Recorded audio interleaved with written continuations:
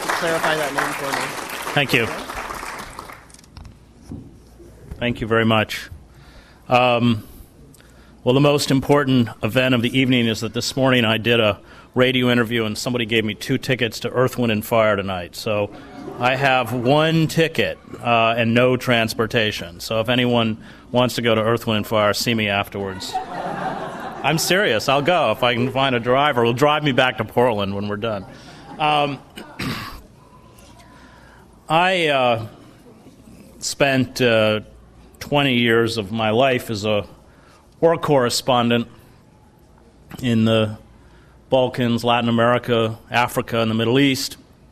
Started with the wars in El Salvador in the early 1980s and ended in Sarajevo and Kosovo. I don't do that anymore. It took me a good 2 or 3 years after I stopped to pull myself back together. Anyone who has experienced repeated and severe trauma and exposure to trauma understands exactly that long recovery process. But I know the Middle East. I was the Middle East bureau chief for the New York Times, spent 7 years in the Middle East, a lot of that time in Iraq. I'm an Arabic speaker, had 600 hours of Arabic. And I get war. I know the instrument of war. I know how it works. I know various types of war. I know what particular weapons systems are capable of doing. And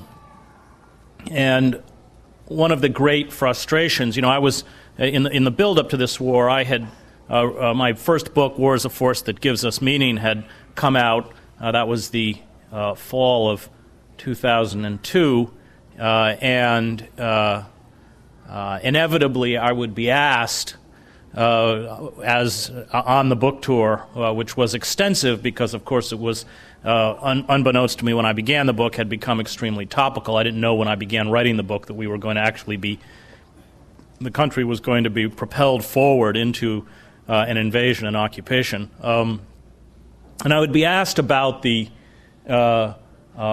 arguments put forward by the Bush administration and, frankly, almost everyone universally all across the political spectrum for the invasion and occupation of Iraq. If you remember, even people like David Remnick, the editor of The New Yorker, coined the term reluctant hawk. There were very, very few dissenters, certainly within the mainstream. I'm well aware on the grassroots that there were dissenters.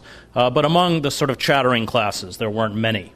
And but I think if you took, let's say, the roughly 10,000 Arabists in this country, and by that I mean people who have lived for a prolonged period of time in the Middle East and speak Arabic, I don't think you could have found more than a dozen that thought invading and occupying Iraq was a good idea. And I include all the Arabists in the State Department, the intelligence community, and the Pentagon.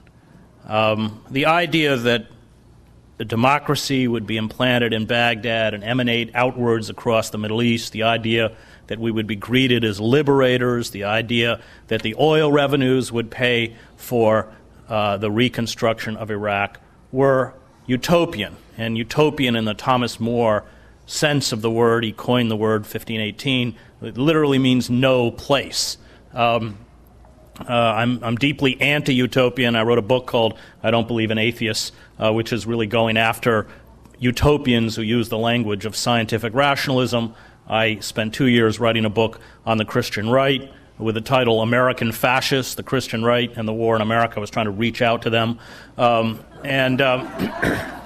Utopian movements, when wedded to violence, always descend into criminality and moral depravity, which of course is exactly what the war has become. I think many of us don't think of Dick Cheney as a utopian, but he is. In this sense, he is a utopian, because the vision that they had of an occupied Iraq had no connection to reality.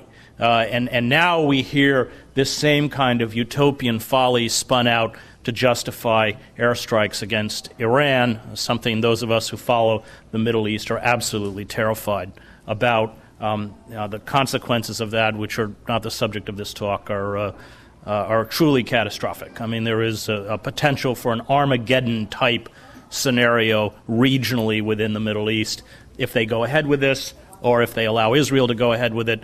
And there is certainly increasing possibility. I just did an event with Seymour Hersh, who's about to come out with an article about this in the New Yorker, and we are all very, very concerned that the Bush administration, which remains lethal until midnight, January 19th of 2009, it may very well, they may not be done.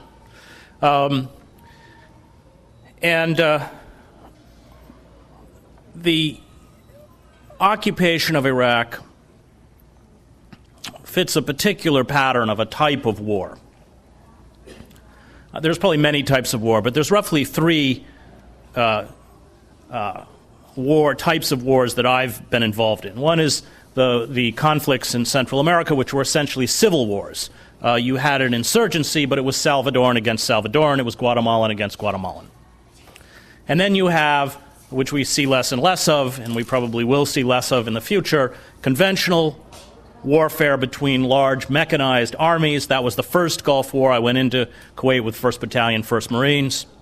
And then after that was in the Shiite uprising in Basra until I was captured and taken prisoner by the Iraqi Republican Guard. I like to say I was embedded with the Iraqi Republican Guard. Now, I'm certainly not blind to the heavy loss of civilian life in southern Iraq because of the aerial bombing. But the actual clash between opposing forces was largely mechanized and took place in open desert where there were few civilians. The third type of war, which is characteristic of the war in Iraq, is the most venal and the dirtiest type of war, and that is foreign occupation, where foreign forces go in to a country where they don't speak the language, they're culturally, socially, historically illiterate, and they attempt to impose their will by force. They speak exclusively in the language of force. This kind of conflict we see played out with the Israeli occupation of Gaza and the West Bank. We saw it played out in Vietnam. We saw it played out with the French in Algeria.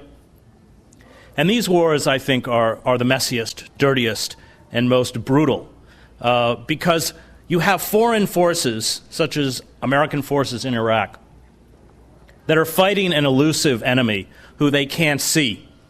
And they are attempting to combat this enemy in an openly hostile population. You know, the latest polls on Iraq estimate that 1% of Iraqis want Americans in the country.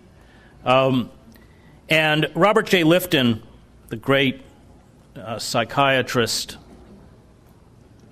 wrote, when he wrote about the Vietnam War and the psychological damage done to veterans and in the war, he coined the term atrocity-producing situations to explain these types of conflicts.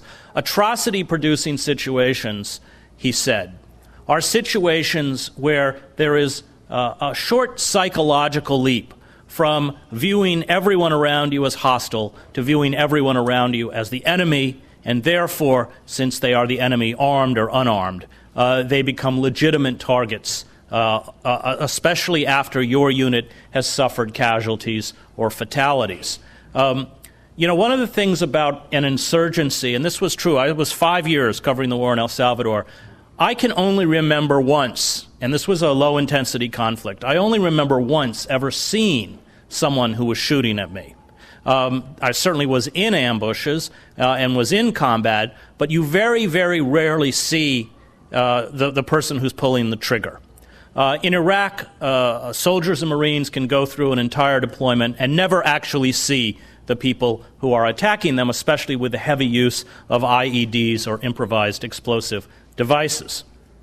In these kinds of conflicts where you lash out and the occupation forces are allowed to use weapons that should never be used in densely populated areas. These are belt-fed saws. They're light machine guns, 7.62 machine guns mounted on the tops of Humvees, automatic grenade launchers, even 50 caliber machine guns.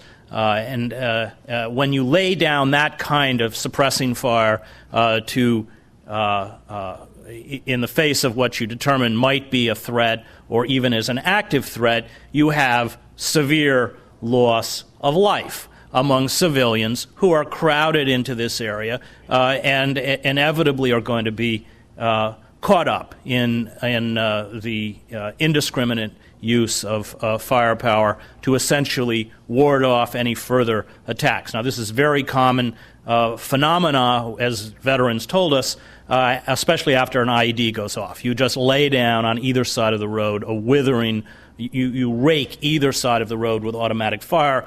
They very rarely, almost never stop to examine the consequences of these bursts of fire. And we now are at a situation with the war in Iraq where the estimates of Iraqi civilian dead range from credible studies, beginning with the Lancet study, between 600,000 and 1.2 million Iraqi dead.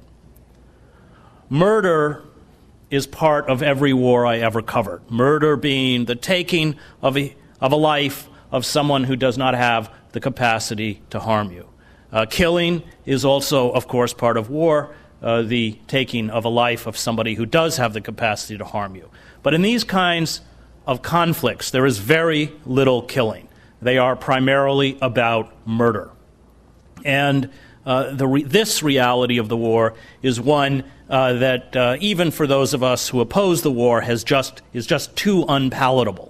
It flies in the face of this sort of faux heroism that we extend to anyone who serves in Iraq. It challenges our own conception of ourselves as a good and decent and virtuous and moral people. And so it's covered up.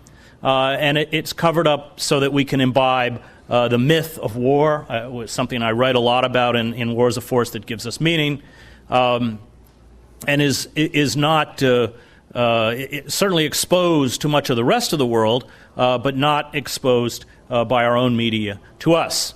Now, at this point, that's not completely the fault of the American press. The situation, the security situation in Iraq is severe. I know that from friends of mine who are there that when they leave, essentially they're small fortified compounds where journalists live, they will never stay in any one place for more than 20 minutes. They themselves travel with in armored cars, as we did in Bosnia, and with bodyguards, security details. It is impossible to spend prolonged periods of time in civilian populations and villages and neighborhoods and collect the kind of testimony that would expose the reality of war. You can never understand war unless you see war through the eyes of the victims.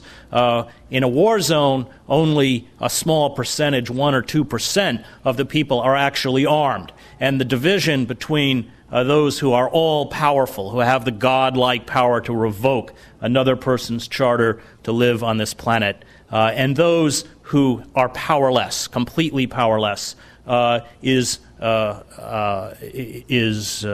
cavernous. There is no middle ground in war.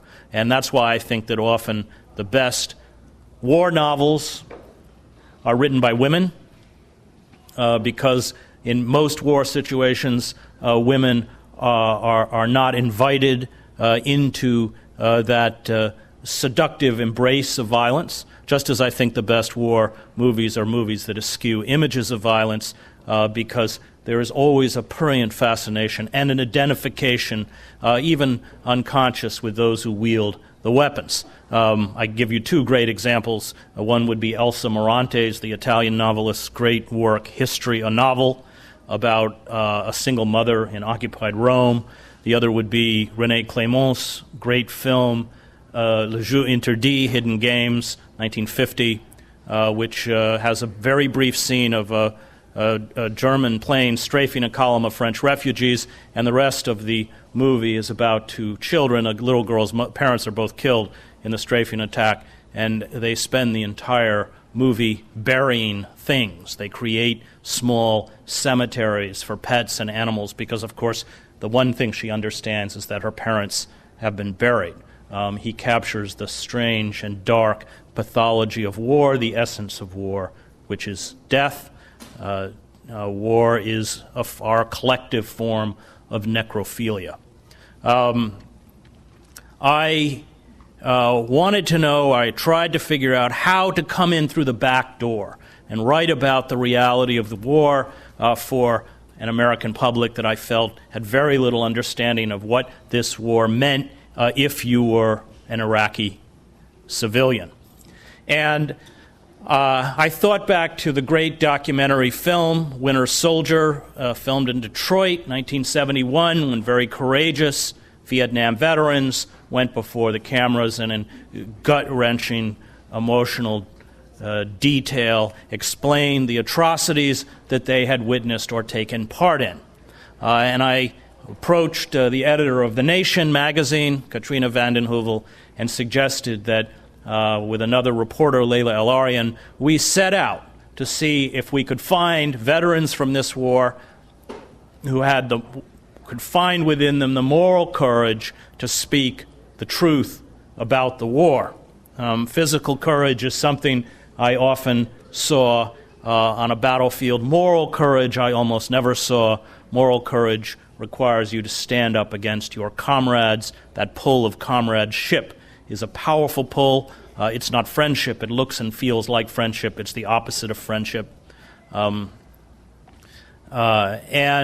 working through groups like Iraqi Veterans Against the War, although not everyone we interviewed was against the war.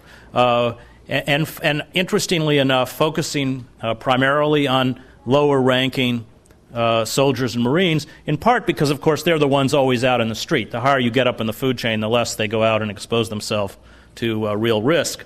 Over 7 months, we interviewed 50 combat veterans, all on the record. I insisted that it be on the record. If people did not want to speak on the record, we didn't do the interview. Everything was taped. We typed up all the transcripts of the interviews, hundreds of pages, and I wasn't going to sort of just splatter these transcripts into the book. You can see it's a fairly thin book. I wanted to keep it very tightly focused on what I considered to be the pillars of the occupation: convoys, detentions, raids, checkpoints, the propaganda war, Hearts and Minds, which ended up really being a story about the racism, the endemic dehumanization that takes place within the military. Even before soldiers and Marines are deployed in theater, they would talk about the language they used to denigrate and dehumanize the Iraqis who they were about to, whose country they were about to enter and control.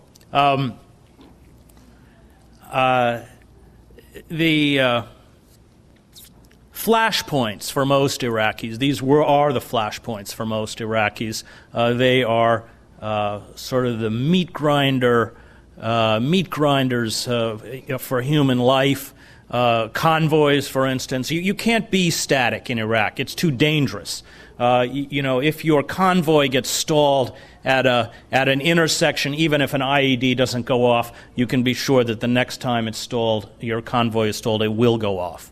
And so convoys in Iraq have become little more than freight trains of death, barreling through Iraqi villages, towns, and cities at 50 or 60 miles an hour, jumping meridians, plowing into oncoming traffic, smashing into Iraqi vehicles, and running over Iraqi civilians, including children. This is in the book, many of these veterans talked about being told the rules of engagement for convoys before they were deployed in Kuwait, and they were repeatedly told never to stop, that stopping risked your entire unit, and if a 10-year-old boy or girl wandered out in front of your convoy, they were to be run over, and they are run over.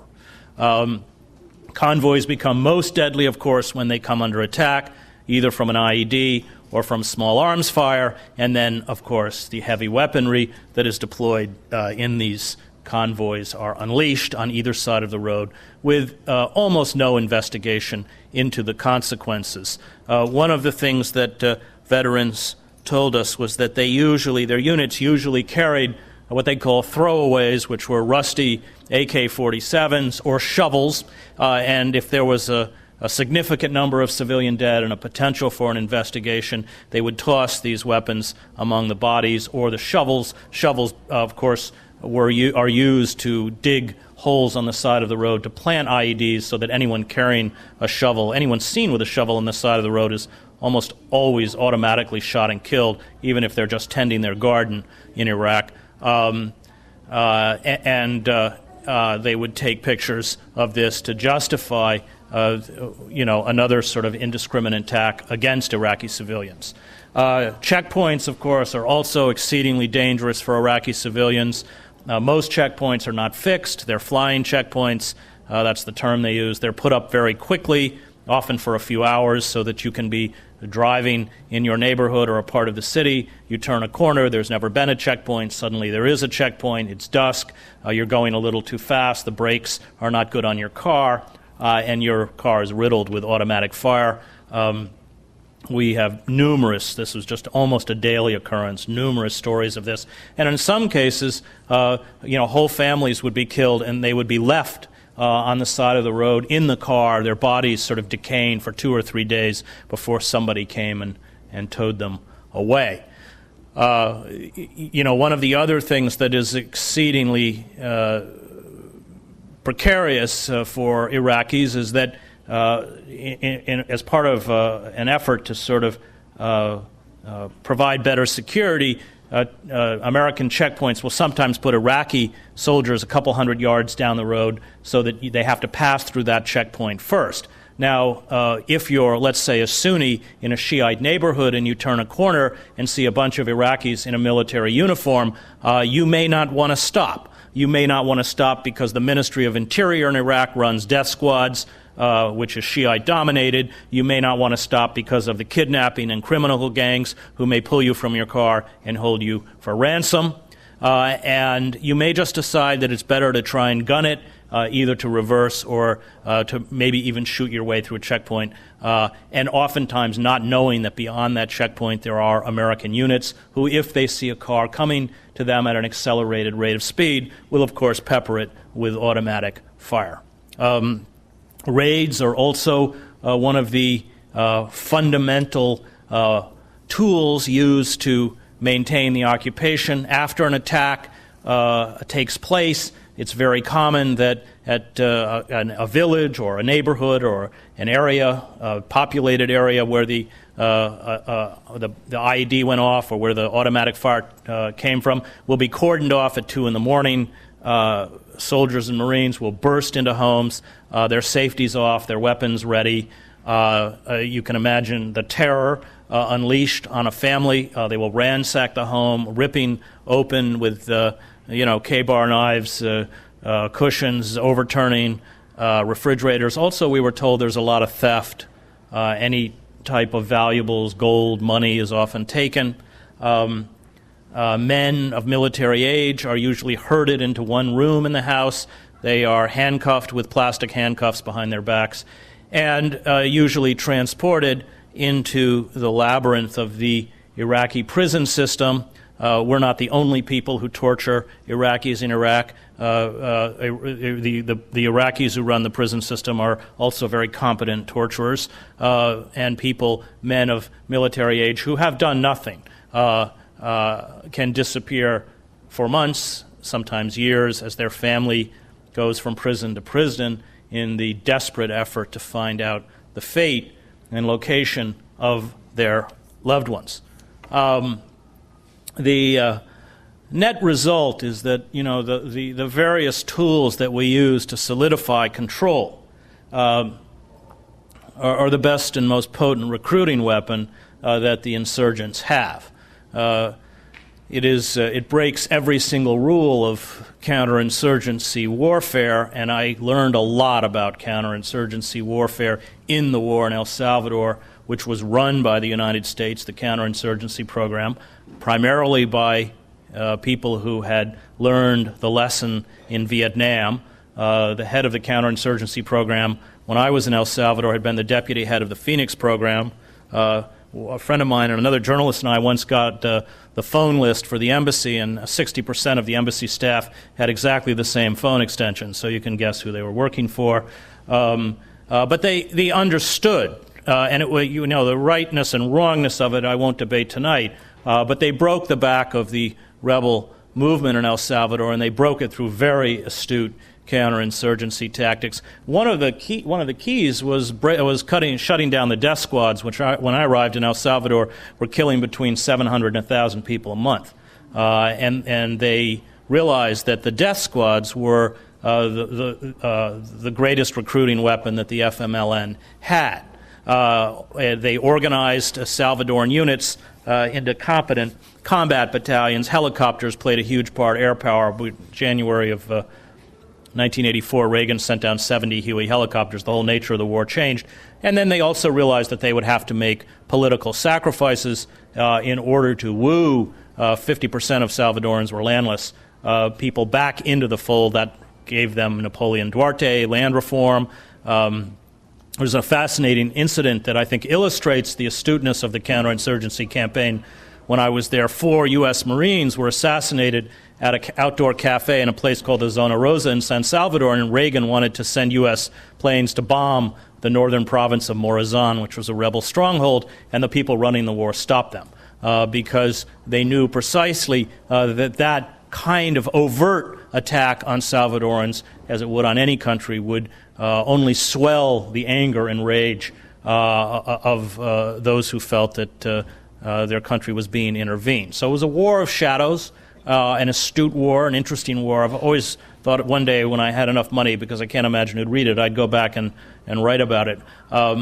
And you watch every one of these tenets being violated in the war in Iraq. So after gathering these interviews and testimonies, many of which were deep, most of which were very emotional. I mean, I think a vast majority of the people we interviewed at certain points during the interview broke down. I'm not into, the emotional pornography of television news. That's when I turned my tape recorder off until people were composed. This was a story of the war. It wasn't a story of the pain that these veterans have undergone and are undergoing. But I really walk away with tremendous respect for what these people did and the courage they had to stand up and speak the truth. In many of these stories, it's deeply self-incriminating. I mean, we have stories in there of people who confess to shooting young children and killing them. And we ran, after 7 months of this, we ran it in The Nation magazine, which, and the book is really an extension of that article. It was called The Other War. It ran a year ago. The great photographer Eugene Richards did the photographs, which are replicated or reprinted in the book. And when he went out to shoot the veterans, he said, all I wanted was their eyes. And if you look at the photographs, he, I think, captured quite poignantly the terrible pain and distance that these maimed, emotionally maimed, in some cases physically maimed individuals have undergone because of their experience in Iraq. I had no illusion that anybody, that this huge investigation was going to be picked up by the mainstream press, which still thrives on this mythic narrative of heroism and honor and glory and heroism, all these abstract words that in a moment of combat are rendered hollow and usually obscene. Winter Soldier had huge repercussions in 1971 when it came out in Europe and was virtually ignored in the United States.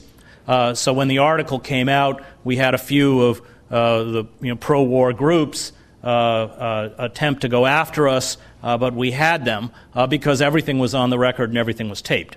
And so the best they could say was that things were taken out of context, and our response, because we had the transcripts, was essentially to post the transcripts of those interviews on the Nation website. Bob Herbert wrote a column. NBC came and interviewed some of the veterans and myself. It never aired. Otherwise, it was ignored. In Europe, it was a gigantic story. The Guardian newspaper in London reprinted the entire 15,000 words. The Independent led the paper with it, and if didn't print quite 15,000, but probably 7,000 or 8,000, which is a staggering amount of space in newsprint. The BBC ran with it, Irish Times, Irish Radio, and here, nothing. Nothing. It was when those people whose job it is to defend and promote this war realized that trying to run into the article was like running into a brick wall. They essentially walked away from it and pretended it didn't exist. One of the other things we did was after we did the interviews, we went to the Pentagon and verified every single service record so that if someone told us that they were in Fallujah in February of 2004, we found out that they really were in Fallujah in 2004. The New York Times, if you remember, got burned by this in the magazine by a woman who said she was in Iraq when she wasn't. I was on the investigative team of the New York Times. I covered Al-Qaeda, based in Paris, in Europe and North Africa, and you learn as an investigative reporter that you can't make one mistake. Because if you make one mistake, that's all they'll talk about, to discredit your entire story. And unfortunately, in investigative journalism, you throw out a lot of great stuff because if it's not bulletproof, you can't print it.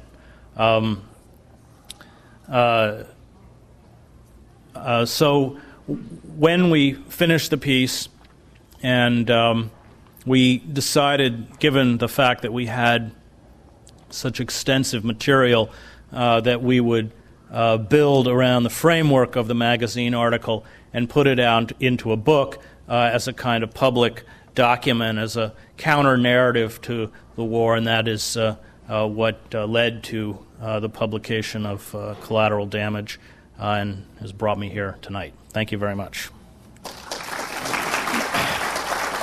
You've been listening to independent journalist and author Chris Hedges talking about his latest book, co-authored with Laila Al-Arian, Collateral Damage, America's War Against Iraqi Civilians. In a moment, we'll return to questions from the audience.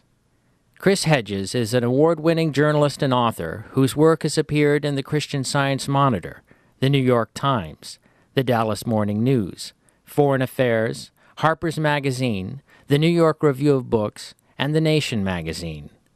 His books include War is a Force That Gives Us Meaning, What Every Person Should Know About War, Losing Moses on the Freeway, The 10 Commandments in America, American Fascist, The Christian Right and the War on America, I Don't Believe in Atheists, and his latest, co-authored with Laila Al-Arian, Collateral Damage, America's War Against Iraqi Civilians. And now we return to the question and answer segment of the program. You're listening to journalist and author Chris Hedges. He spoke at Powell's City of Books in Beaverton, Oregon, on Friday, June 27, 2008. The first question for Chris Hedges was whether this was the first book he had done with a co-author. What role did his co-author play? And how did it work, having a co-author? It was the first book I did with a co-author. The role she played was that she did a lot of the research. And, a lot of authors have people who do research, and then their name sort of appears, at the bottom of their acknowledgments. She did so much work, it wasn't fair. The final write-through I did, it's a dry book. I mean, it's not, I'm a writer and I'm a bit of a stylist and I write and rewrite and love to write. But this book is pretty stark, and we really leaned very heavily on the verbatim testimony. I mean, one of the things I sort of like about the book is that we didn't clean it up. If you work for the New York Times and you interview someone, by the time it's in print, everyone you interview in the New York Times looks like they graduated from Princeton. All the grammar is correct, and people don't speak like that. And especially, 18-year-old kids from Mississippi don't speak like that. And so we recreated, we really stuck to the transcripts really closely, and I think it gives the narrative a kind of authenticity. But she did a tremendous amount of work. Logistically, it was really tough. It was tough to find people to speak. And we usually did it by, we would finish an interview, and after this long, exhaustive process, sometimes we'd go back 2 or 3 times, they would then call a friend in, Colorado, and it was because they got a call from their buddy that they would agree to speak with us. I don't really like working with co-authors. I think in this book it worked because it's a peculiar type of endeavor, which is skewed much more to investigative type of, one of the reasons I don't like being an investigative reporter is that by the time you print anything, it looks like a legal brief. There's no room for good writing. And it's just really time-consuming and really tedious. It's hours and hours and hours for minutia and small facts. But yeah, this is the first time.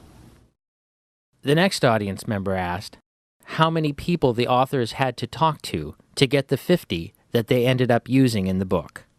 Well, that's a good question. I would say we probably talked to 100 people, and maybe 50 for whatever reason didn't work or didn't want to talk, or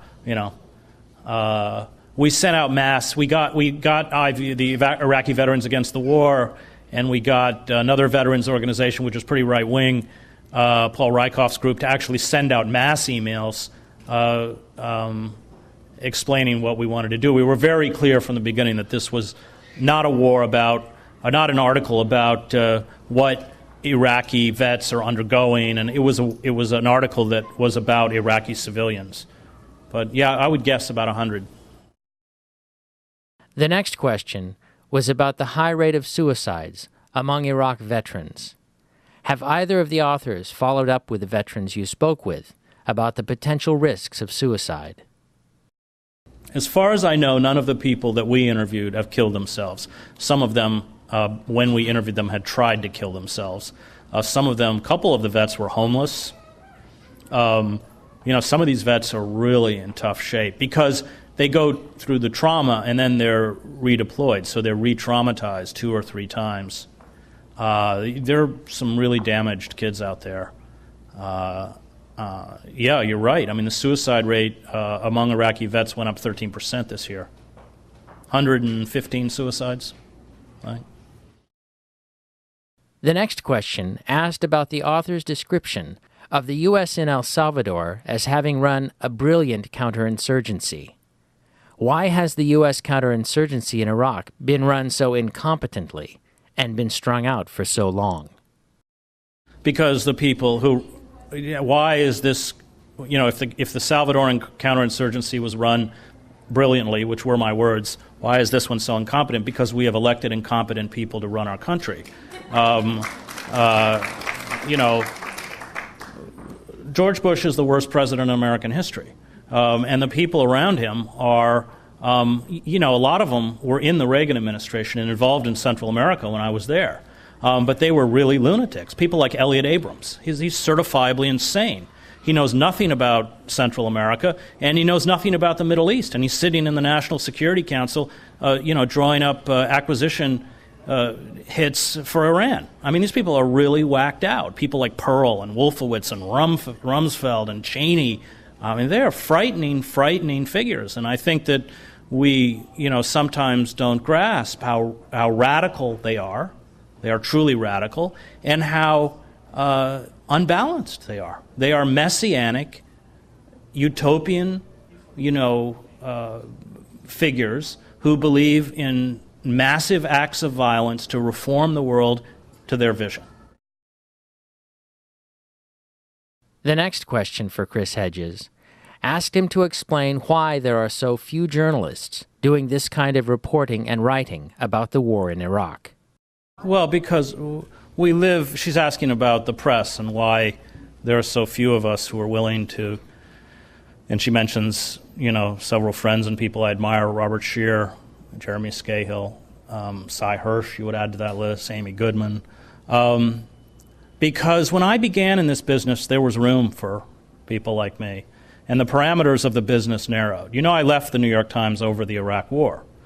I had been denouncing the war and gave a commencement address in the spring of 2003 at Rockford College in Rockford, Illinois, where I got up and denounced the war and was booed off of the commencement stage. My microphone was cut twice. Large sections of the crowd, several hundred people, got up and began singing "God Bless America," weeping. Granta magazine in Britain published a transcript of the commencement address, but what's interesting is that in italics they printed what people shouted at me, my favorite being "atheist stranger." And I was escorted by campus security off the platform before the awarding of diplomas. The paper, the Rockford Register, the next day, the front page headline was "Rockford College Graduation Speaker Disrupts Graduation." This, of course, got picked up, home video, Fox, CNN, they had a field day with it. The Wall Street Journal wrote an editorial denouncing me.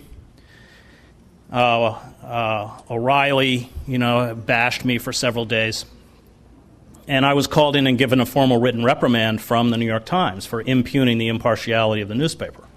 I'd been there 15 years. I'd won the Pulitzer for them the year before. And I was faced with a choice. I could muzzle myself and pay fealty to my career, or I could walk away, and I walked away. But I think part of the reason that there are so few is because the consequences are grave. Robert Scheer, 30 years with the LA Times, brilliant, courageous writer, columnist, in column after column attacked the folly of going into Iraq, and the publisher fired him. All of the people who sold you the war are still up there. All those pundits are still there. And the few people who got it right were pushed to the margins and remain on the margins. And that's the cost. But I never went to journalism school. I went to seminary. I graduated from seminary, and as my close friend Stephen Kinzer reminds me, I'm not really a journalist, I'm just a minister pretending to be a journalist. The next question from the audience asked about how many Iraqi civilian voices were included in the book, and what went into the choice of including or not including Iraqis. There are no voices of Iraqi civilians because, as an American reporter, it's impossible to go out and get in significant volume those voices. It's too dangerous. We will get those voices one day. And there are foreign news outlets like Al Jazeera, which remained in Fallujah with civilians as the Marines were literally leveling the city. But that you can't see Al Jazeera here. That's not an accident. So it was really a way, as I said at the beginning, to go through the back door. Yes, obviously, the best is to get Iraqi civilian voices, but if that's not possible, then let's at least find those veterans who have the moral courage to stand up and speak the truth about the war and give them a platform. The next audience member asked about the U.S. counterinsurgency strategy in Iraq. What was the strategy before the so-called surge, and what has the strategy been after the surge? Well, the counterinsurgency strategy, Petraeus wrote the manual, but it's folly.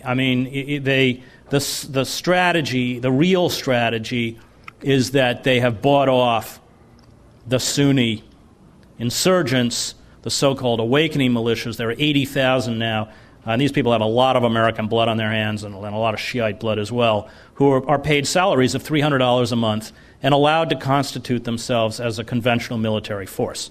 But we don't own these people. We rent them. That's seen a significant diminishing of the violence. But it's a short-term tactic that will backfire on us in very big ways, because the Sunnis under Saddam Hussein, who constitute a minority in Iraq, made up the officer corps, they made up all of the intelligence services, they constituted all of the special forces, elite units.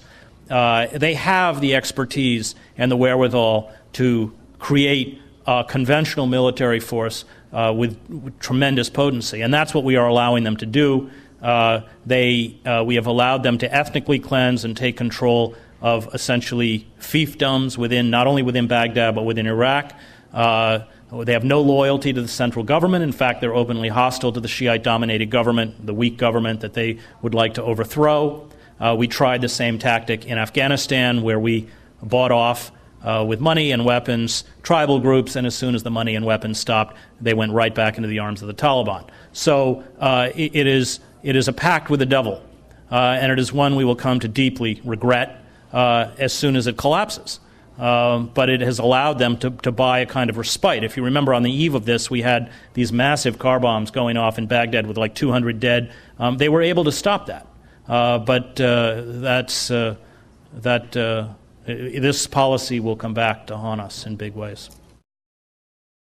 The next question for Chris Hedges is about the way reporters have been embedded with military units in Iraq, and other ways that their reporting is influenced and controlled abroad and domestically. Can you comment on that part of news reporting here in the United States? She's talking about the way the press is controlled. Well, we live in a corporate state, and with the rise of a corporate state always comes the rise of a surveillance state. The FISA bill is a huge leap towards fascism. If you look at it closely, I'm one of the ACLU plaintiffs, along with Naomi Klein and a few other people who will be filing with the ACLU a lawsuit as soon as Bush, which looks like around July 9th, once the Senate passes this bill, signs this bill into law. This is an absolutely disastrous bill, especially for those of us who have regular contact with people overseas and in the Middle East, because what it does is essentially, shut down the possibility of whistleblowers, dissidents, people who have information or facts or material that counters the official government narrative. It is really, really frightening. We know from the whistleblower in San Francisco that they've downloaded tens of millions, maybe hundreds of millions of our emails, our web browsing, our phone records. All of these things are stored. All of these things can be shared with a foreign government. And, Frank Church understood this in an investigation of the National Security Agency in 1975, and at the end he issued this sort of statement. I quoted it. I gave George Bush gave a commencement address at Furman College in South Carolina this spring, and they invited me down to give the alternative commencement address. And so if you type in Furman College, my name, you can find that quote. But Church says, in essence, that, oh my God, if the technological capacity of this agency is so massive that should it ever be unleashed against American civilians, it would absolutely silence any form of dissent and turn us into a totalitarian state. I mean, those are almost exactly his words. And of course, now the NSA is allowed to carry out domestic spying. The control, and it's not that you don't have people of conscience. I mean, I spent a long time at the New York Times, but they're frightened. They know the consequences of standing up, and you get punished. You get pushed out, and people, it's about job. Look, when I left the paper, it was not a happy moment. I didn't have any money. I didn't know what I was going to do. It was a really unnerving moment. I actually thought I was going to go teach high school, which I wouldn't have minded doing. I mean, that's a noble profession, but I didn't know. And I was fortunate in having a father who was an activist. He was very involved in the civil rights movement, the anti-war movement, and the gay rights movement. His youngest brother, my uncle, was gay, and my father had a particular sensitivity to the pain of being a gay man in America in the 1950s and 60s, so that in the 1970s, my dad was running around calling for the ordination and marriage of gays. I went to undergraduate at Colgate. By then, my father had a church in Syracuse. He was constantly being thrown out of churches, congregations walking out on him, as you can imagine. And but it was a great lesson for me as a kid, because I realized don't be naive and think that anybody's ever going to reward you for virtue. That's the price of the moral life. It is its own reward. But in terms of how the world defines success, you're going to be a failure. And that model was one. When I got called into the New York Times, I realized that I had a choice at that moment between promoting my career, but to do so would be to betray my dad, which I couldn't do. And I remember walking out of that building on 229 West 43rd Street and thinking, what my father really gave me was freedom. So the consequences of it. I just finished that story about my dad. When my dad found out that there was no gay and lesbian organization at Colgate, he brought the gay speakers to my campus, and so I would have to sit around in groups. One of the most deeply committed heterosexuals at Colgate, building sort of sensitivity to other ways of being and sexual orientation, and this. Led eventually to gays and lesbians confiding to my father that they were uncomfortable publicly coming out of the closet and forming an organization. That was a problem that my dad solved by driving down to Colgate one day and taking me to lunch and telling me that I had to found the gay and lesbian organization. So I founded the Gay and Lesbian Alliance at Colgate. It had my name every week where it met. I never went, and I used to go into the dining hall, and the guy would take my card to check it off for breakfast, lunch, or dinner and hand it back to me and go, faggot. I made it my undergraduate mission to seduce his girlfriend. And I think that, I'm not sure how we got off on this digression, but I think that, I've lived in disintegrating societies. I've seen it. I was in Serbia and, or Sarajevo. And when the cost of standing up as things get bad is almost a willful act of suicide. And I think that the powers that be have effectively manipulated fear. I think people are afraid. People are frightened. There's that great, fear leads to paralysis, as Dante understood. And I think we're afraid. And I think that, should we suffer when we suffer another terrorist attack, I think we're probably one or two terrorist attacks away from a police state. The next question for Chris Hedges asked for his description of the Democratic Party's position on the Iraq War and why he won't be voting for the Democratic candidate for president in the coming election. Yeah, I said on Cebu that I wasn't going to vote for Barack Obama. I'm going to vote for Ralph Nader. And why? Because we have no right to debate the terms of the occupation in Iraq. It is illegal under international law. Under post-Nuremberg laws, it is defined as a criminal war of aggression.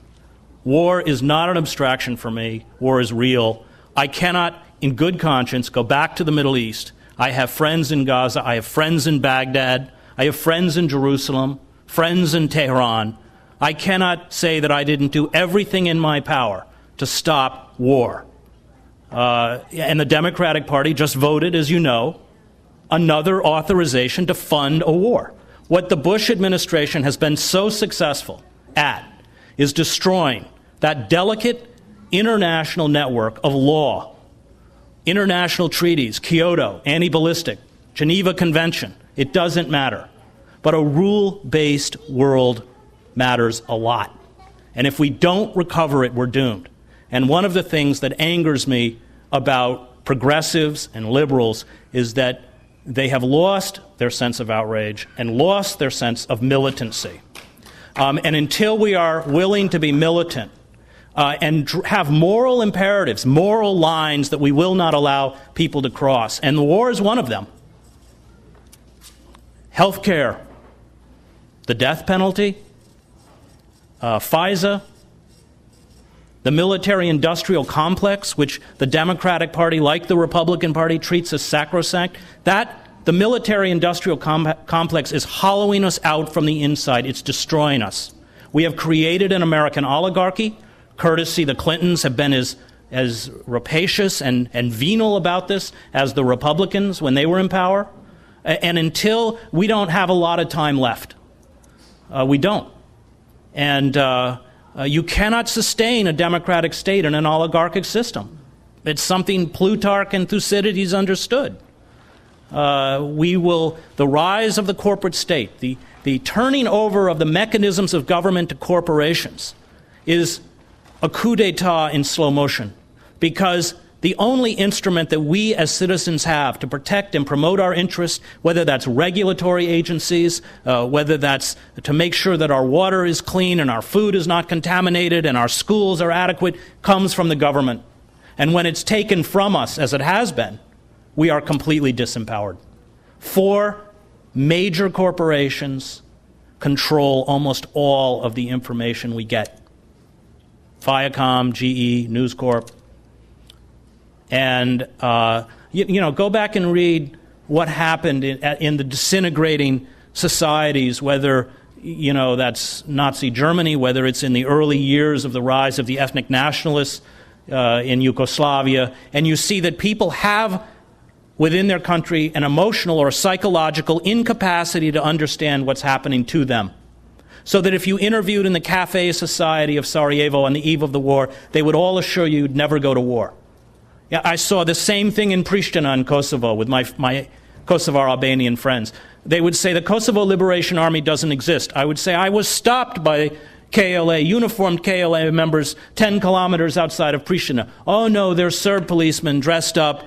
They had no idea what was happening to them until they were literally herded out of their apartments, pushed onto boxcars, on trains, and driven to Macedonia to become refugees. That psychological incapacity coupled with fear is destroying our country, because the vast majority of Americans don't want this. They don't.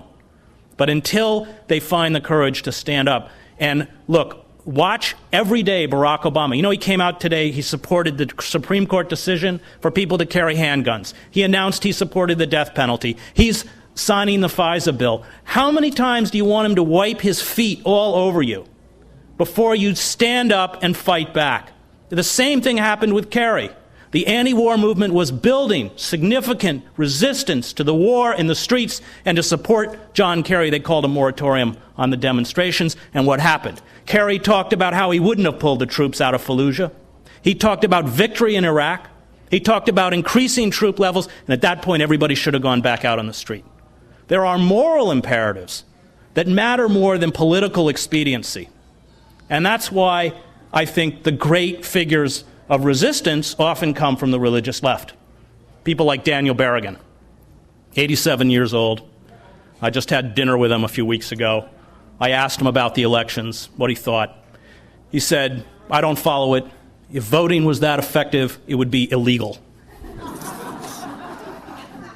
William Sloane Coffin, a great friend. There are moral imperatives that we must not allow people to cross, however attractive a figure Barack Obama may be. And I think that we are watching those moral imperatives being taken from us. And we have an option. It may be a protest vote, it may be futile, but it's where I'm going. That's what I'm doing.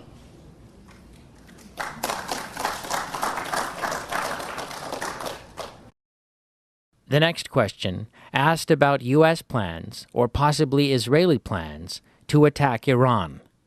Can you comment on the likelihood of an attack on Iran prior to the end of the Bush administration? Well, I just did an event at Town Hall with Cy Hirsch and Jeremy Scahill, which spent a lot of time on this topic. The removal of Admiral Fallon as the head of CENTCOM was a disastrous development. He was perhaps the firewall against an attack on Iran. It's very clear that they are moving to make an attack possible.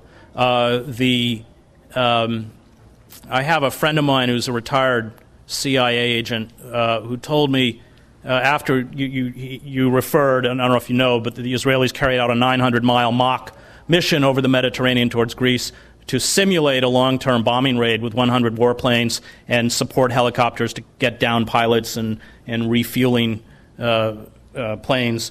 And he told me that in the 80s, late 80s, they had done an internal secret assessment over what it would take in terms of air power to hit Iran. It was precisely that number of 100 planes. So the possibility of a strike on Iran is very, very real. As somebody who comes out of the region, I'm just beside myself, because this would trigger a regional war. It would be interpreted by Shiites throughout the war as an attack on Shiism. 2 million Shiites in Saudi Arabia. Bahraini is Shia, huge Shiite minority in Pakistan. Iraqi, of course, is Shia. Iran doesn't have the capacity to hit the United States with conventional weapons. It does have the capacity to decimate U.S. installations in Iraq, including the Green Zone, with tremendous loss of life. It can interdict and make extremely hazardous the shipping of oil through the Strait of Hormuz, 20% of the world's oil supply, as well as the oil installations on the Saudi coast. It would resurrect Hezbollah, a Shiite organization, against Israel. It would certainly hit Israel, potentially hit Israel. I'm not going to pretend that I'm in the minds of the Iranians, but if Israel got hit, it would hit back again. I mean, the way this thing could unravel, oil would double or triple instantly, which is why I think they won't do it until after the election, no matter who gets in. I don't know what to do. I did an event in New York with the Iranian ambassador to the UN denouncing the war. I wrote an article for The Nation saying if we go to war with Iran, I won't pay my income taxes. I may go to Iran to write a story. I'm a little for The Nation. I'm terrified. The next question for Chris Hedges asked about the future of the Status of Forces Agreement that the Bush administration is trying to get approved by the Iraqi parliament. Yeah, the Status of Forces Agreement is to essentially legalize permanent bases in Iraq. I mean, it's pretty transparent.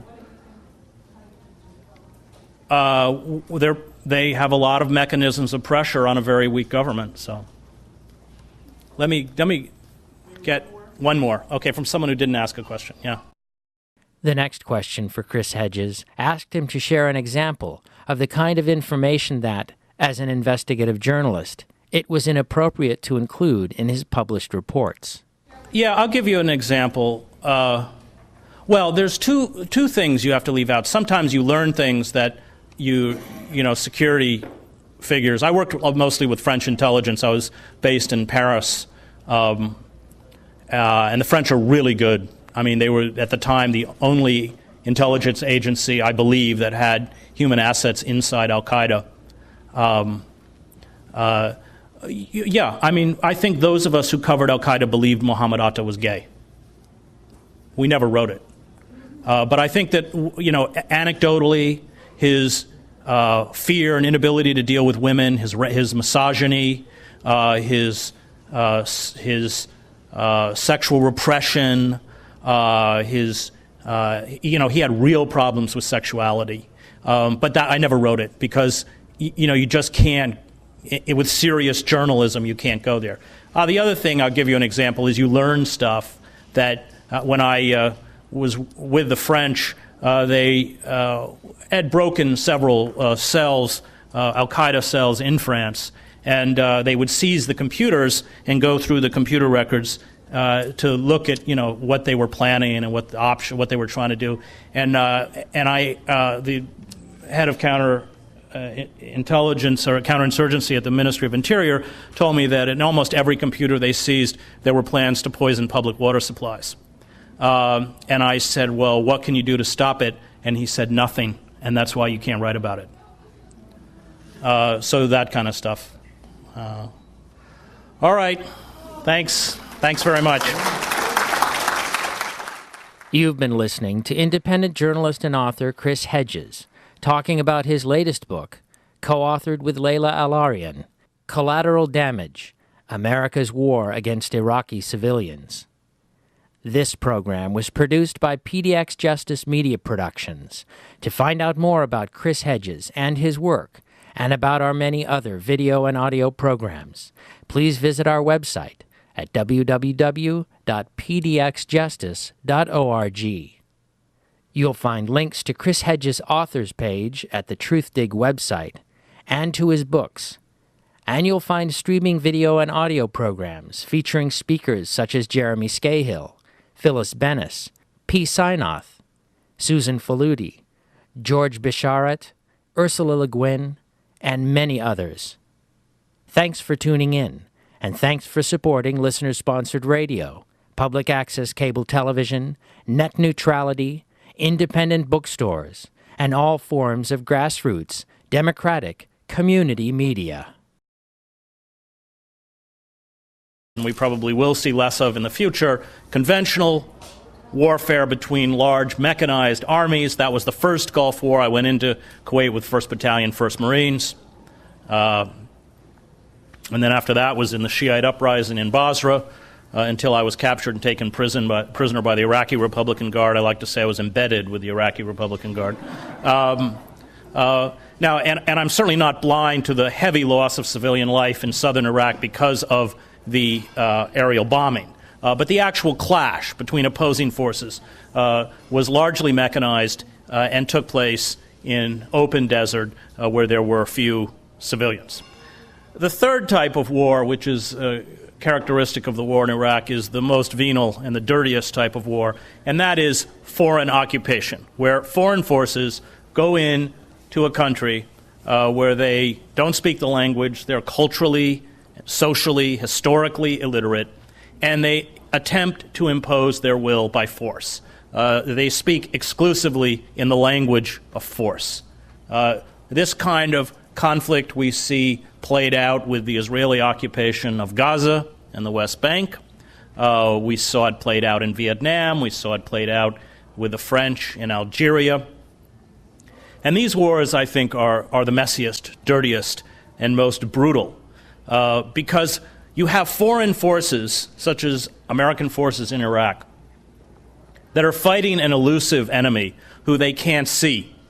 And they are, in this sense, he is a utopian, because the vision that they had of an occupied Iraq had no connection to reality. And now we hear this same kind of utopian folly spun out to justify airstrikes against Iran, something those of us who follow the Middle East are absolutely terrified about. The consequences of that, which are not the subject of this talk, are truly catastrophic. I mean, there is a potential for an Armageddon-type scenario regionally within the Middle East if they go ahead with this, or if they allow Israel to go ahead with it, and there is certainly increasing possibility. I just did an event with Seymour Hersh, who's about to come out with an article about this in the New Yorker, and we are all very, very concerned that the Bush administration, which remains lethal until midnight, January 19th of 2009, it may very well, they may not be done.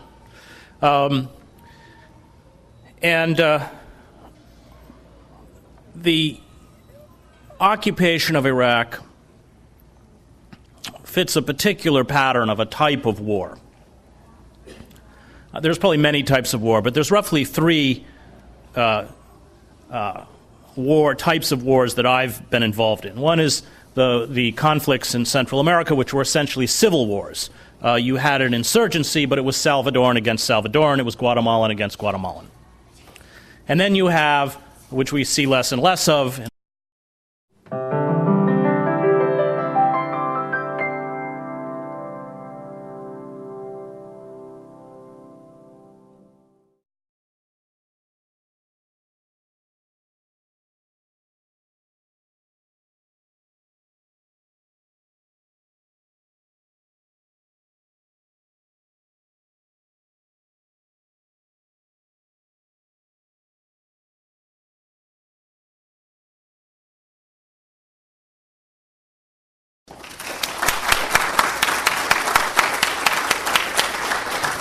You're going to have to clarify that name for me.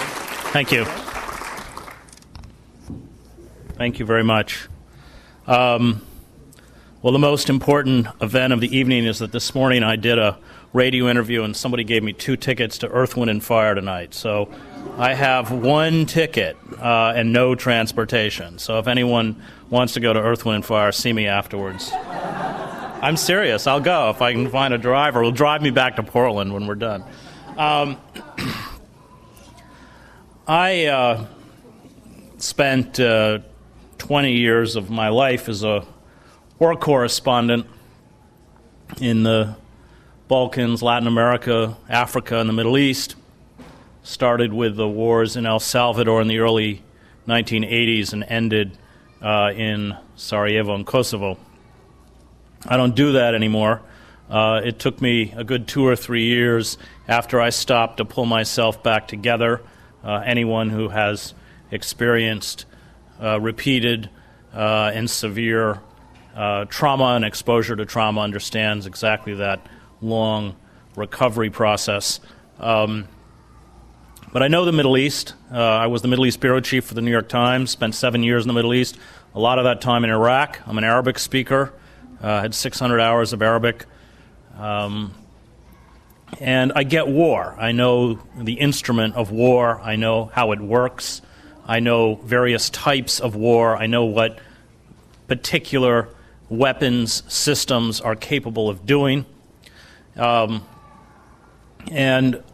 one of the great frustrations, I was in the build-up to this war. I had my first book, War is a Force That Gives Us Meaning, had come out. That was the fall of 2002, and inevitably I would be asked, as on the book tour, which was extensive because, of course, it was unbeknownst to me when I began the book, had become extremely topical. I didn't know when I began writing the book that we were going to actually the country was going to be propelled forward into an invasion and occupation. And I would be asked about the arguments put forward by the Bush administration and, frankly, almost everyone universally all across the political spectrum for the invasion and occupation of Iraq. If you remember, even people like David Remnick, the editor of The New Yorker, coined the term reluctant hawk. There were very, very few dissenters, certainly within the mainstream. I'm well aware on the grassroots that there were dissenters. But among the sort of chattering classes, there weren't many. And but I think if you took, let's say, the roughly 10,000 Arabists in this country, and by that I mean people who have lived for a prolonged period of time in the Middle East and speak Arabic, I don't think you could have found more than a dozen that thought invading and occupying Iraq was a good idea. And I include all the Arabists in the State Department, the intelligence community, and the Pentagon. The idea that the democracy would be implanted in Baghdad and emanate outwards across the Middle East, the idea that we would be greeted as liberators, the idea that the oil revenues would pay for the reconstruction of Iraq were utopian, and utopian in the Thomas More sense of the word. He coined the word 1518. It literally means no place. I'm deeply anti-utopian. I wrote a book called I Don't Believe in Atheists, which is really going after utopians who use the language of scientific rationalism. I spent 2 years writing a book on the Christian right with the title American Fascists, the Christian Right and the War in America. I was trying to reach out to them. Utopian movements, when wedded to violence, always descend into criminality and moral depravity, which of course is exactly what the war has become. I think many of us don't think of Dick Cheney as a utopian, but he is.